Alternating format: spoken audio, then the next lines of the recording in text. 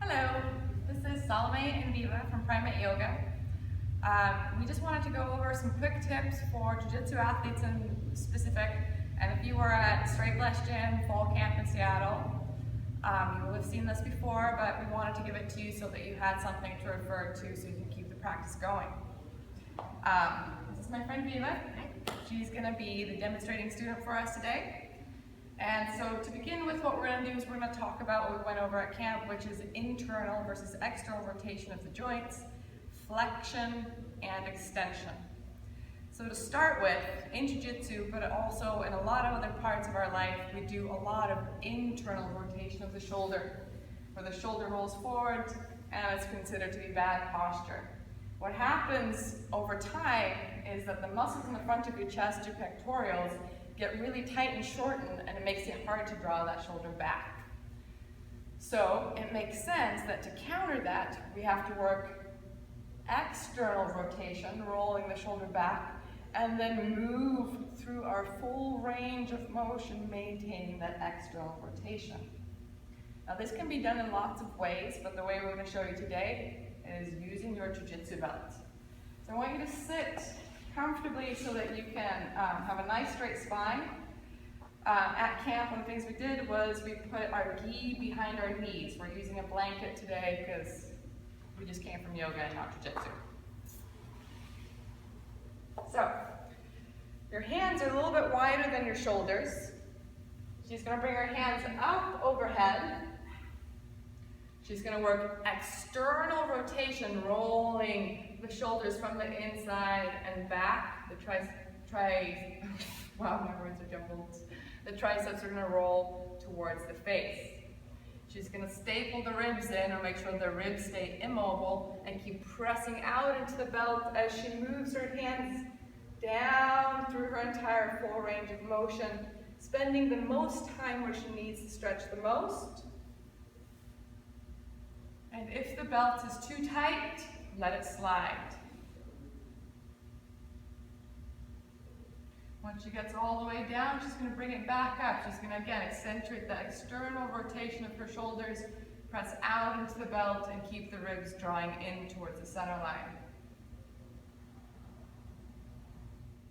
Our next position is going to be reclining hero's pose. This is going to be a staggered, gradual stretch, and it's going to depend on your available range of motion, how tight your quads are, how tight your hips are, and so on. So, to start with, at camp we had the gi, now we have a blanket, so you can use a blanket or a pillow or whatever, anything that you can sit on that just lifts your hips up a little bit higher off the floor. You want your knees positioned at hip distance apart, and when you want to find that, you're going to look for your frontal hip bones, and you want to get two straight parallel lines straight down your femur bone, your thigh bone, to the knee. You don't want them to go much wider than that. That wide or close. Now, to start with, Viva is just going to bring her hands out to the sides and walk them back just a little bit until she starts to get a little bit of a stretch in her quads in the front. Then what she's going to do is she's going to lift her hips up and draw her tailbone towards the knees. This will intensify the stretch in the front of the groin and the quads, and it adds a little work for your buttocks. Now, you can go further, and this is not much of a stretch, or you've hung out in this area for a few breaths and you can start it feeling to release. She's going to start walking her hands a little bit further back, bringing the rest of her body closer to the ground. As you can see, she's come down to her elbow, so as you walk your hands further and further back, after a while you can just sort of drop the elbow down. Now, she keeps lifting the hips, drawing the tailbone towards the knees, and lifting her chest. She can rest the hips down, or she can keep them lifted. So there's two ways you can do that. And if this starts to become easy, you can take it even further and bring your upper back to the floor. And then you see, like Viva did, she's a well-trained yogi. She's going to bring her hands overhead.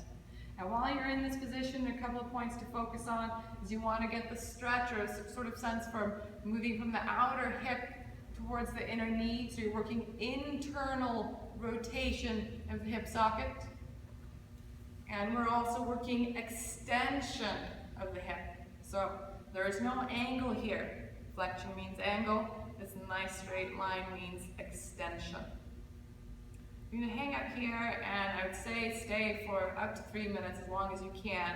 Big strong muscles like your quads take a long time to relax, and you really have to focus on your breathing, slowing your breathing down, and sort of waiting for your body to release the relaxant that helps your muscles relax, and also has this nice side effect of giving you a sort of blissful, euphoric feeling. So there's that fine line between pleasure and pain. Tread it carefully. Now, so to come out of the position, what you're going to do is she's just going to roll a little bit towards this red wall so this knee can come free and draw it up, and then to come out the rest of the way, she's going to roll over in the other direction to let the other knee come out. Excellent. So for our next position, we're going to do Janu Shirshasana, and you don't have to perfect the pronunciation of the words. We really like this position for Jiu-Jitsu people because it kind of hits two birds with one stone. It helps to stretch out the hamstrings that get tight from working a lot of guard type stuff, and so there's constant flexion of both the knee and the hip. Now, what this also does is it starts to tighten up the lower back, so a lot of Jiu-Jitsu people have a lot of discomfort in their lower back. So this is going to give you a stretch for the hamstrings and release for the lower back. Here, you're going to sit on your gi, and you're going to use your Jiu-Jitsu belt. Now, as you can see on Viva, she has one leg straight, and her other leg, she has the sole of her foot lined up with her inner thigh. Her heel is sort of poking up into the pubic bone. The first thing she's going to do is she's going to take her belt and loop it around her front foot and sit up. Then she's going to hold on to the belt with the opposite hand and perfect. She's going to take her other hand and move it back behind her and sort of press into it to help her lift her chest up and forward. Good. As she does this, you'll notice a twisting action on the side of her waist where she's starting to turn her torso towards the straight leg. Now, if she wants to go further, there's 3 points to it. Keep this knee grounded or pressing down towards the floor. Anytime you want to stretch something, you have to have a stable point so that something can move away from it to increase the distance. If both points move, you have movement, not a stretch. So this is your anchor. She's going to keep this anchor down. She's going to twist towards the foot, and she's going to keep her chest lifted as she walks her hands down the belt. Good. Now, again, she's going to return to her breathing. She's going to take her time.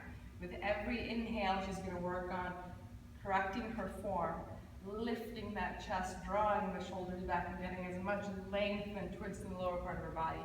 Every exhale, as she feels things release, she's going to sink into that space that she's created.